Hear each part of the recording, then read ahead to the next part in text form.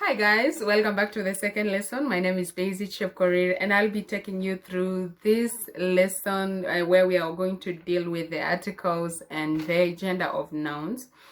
Bienvenue dans la deuxième leçon. Je m'appelle Daisy Chepkorir et c'est moi qui va vous enseigner la leçon où on va faire les articles et aussi le genre des noms. Okay?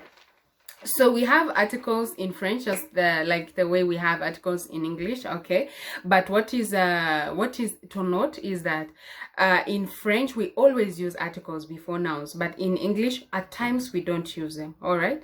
So and in French again, nouns are either feminine or masculine. Like you cannot you have to note the difference. All right. Le point à noter, c'est que en français, nous utilisons toujours les articles, pas comme en anglais où on peut ne pas utiliser, d'accord? Et aussi, les noms en français, tous sont soit féminins ou masculins. Alright, so let's look at the articles. We have, as we see there, we have le. Le is the masculine singular, okay? And we have, you may, for example, you may say le passeport, passport, the passport. Passport is a masculine noun, so we will say le passeport. We also have la, okay? La is a feminine singular. You may say la leçon, the lesson. Lesson is a feminine noun. All right, and then we have l'apostrophe where we use before a vowel or h, okay? Nous avons aussi l'apostrophe où on utilise devant les voyelles ou bien le h.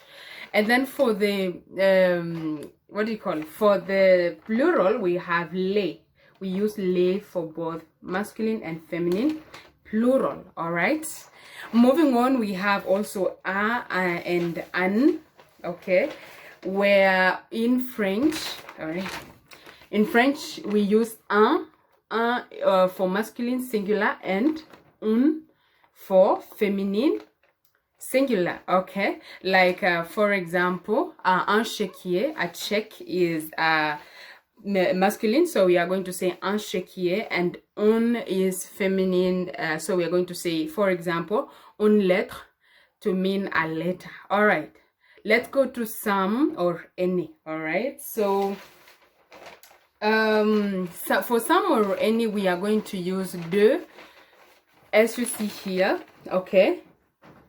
Oh, all right, let's turn it. So as you can see, we have de, okay? I hope it's not confusing. All right, we have do here where we are using it with masculine singular. You can say devant some wine, you will say devant. And then we have for feminine we have de la, okay? De la is feminine singular. All right, we will see how it happens for the plural. We also have with the L apostrophe that we mentioned earlier, we will have the L apostrophe when we use before a vowel or a noun starting with H, okay? Like you can say de l'alcool, some alcohol. All right, for feminine, for the feminine and masculine plural, we are going to use de, okay? This one. So for the plural, for both of them, we use de, okay? So something to note as well is that do, this one. All right, this do here is a contraction of de le. We remember masculine was le, okay?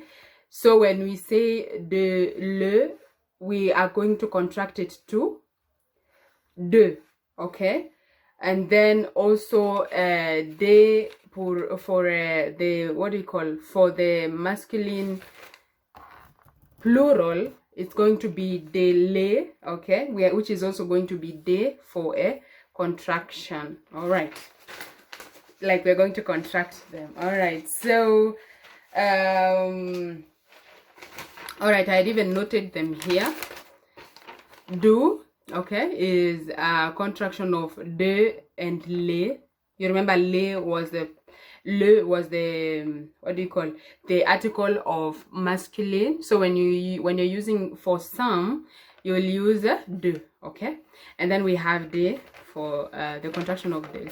And then now when we move on to gender of nouns, nous allons continuer avec les genres des noms. Here we are supposed to understand how a noun can be masculine or feminine. So first off, every noun that represents something feminine is going to take a feminine article. And every noun that represents something masculine is going to take a masculine article.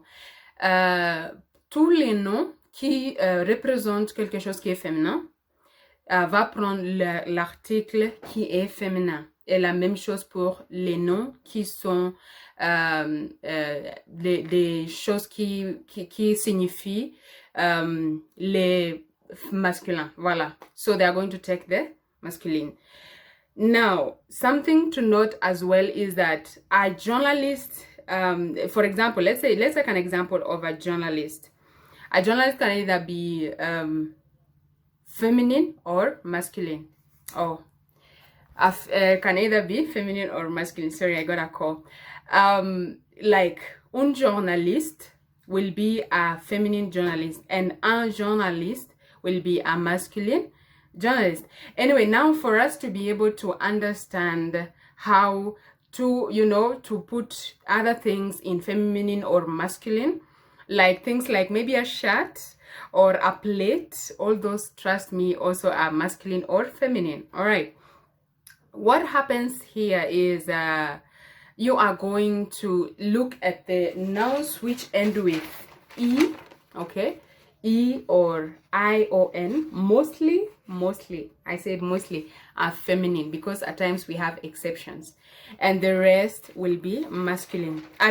So as I was mentioning earlier, how you can actually know if a noun is masculine or feminine, you are going to see the ending, all right? Comme j'ai expliqué avant, tu vas comment savoir si un nom est féminin ou masculin. Tu vas avoir comme la lettre qui est la dernière. Alors, tu vas voir si on termine par E ou bien si on termine par I-O-N, ça sera féminin, mais il y a des exceptions, ok? Nous avons des exceptions, c'est pas toujours la règle, mais plusieurs noms qui terminent avec le E ou bien I-O-N sont les féminins et les restes sont les masculins, d'accord? Alors, so, for example, the shirt, we call it a chemise, okay? I said in English we call it a shirt chemise. So its article will be la chemise because it ends with E. All right. Thank you so much for being with me in this lesson. In case of anything that you don't understand, kindly ask us. Keep practicing them. We are going to be assessing you at the end of the first week of the week 1 lessons. So make sure you're always practicing them. Merci beaucoup d'avoir suivi la leçon d'aujourd'hui. Je suis vraiment content et j'espère que vous allez demander les questions si vous en avez. Et on va continuer comme ça. Et à la fin de la première semaine, nous allons vous tester un peu. Nous allons faire un Zoom comme on a expliqué pour voir votre compréhension. Alors, thank you so much. Bye guys.